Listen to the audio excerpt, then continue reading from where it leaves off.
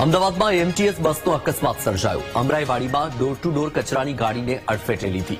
Metro pillar 36 પાસે અકસ્માત સર્જાયો। લોકોએ બસના ડ્રાઈવરને પકડીને પોલીસને સોંપ્યો। લોકો બસ ડ્રાઈવર સામે ફરિયાદ નોંધાવવા પોલીસ સ્ટેશન પહોંચ્યા। તો ફરી એકવાર એમટીએસ બસે અકસ્માત કર્યો છે।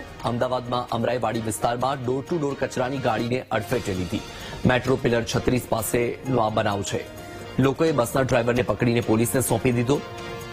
વધુ માહિતી મેળવીએ સંવાદદાતા પાર્થ પાસેથી। પાર્થ, ફરી એકવાર એમટીએસ બસે અકસ્માત સર્જ્યો છે, શું માહિતી?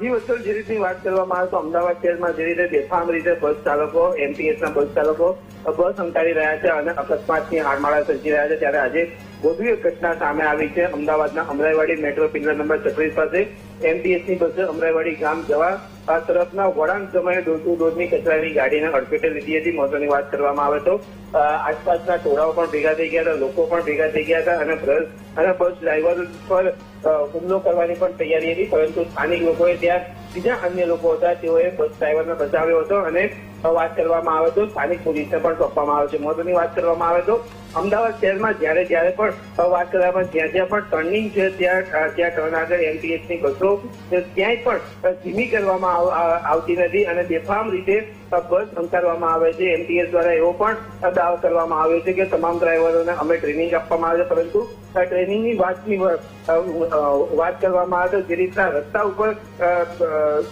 બેફામ રીતે ગાડીઓ ચાલતી હોય ત્યારે ટ્રેનિંગ બાબતે પણ અનેક પ્રશ્નો ઉભા થઈ રહ્યા છે। જી પાર્થ, માહિતી બદલ આભાર।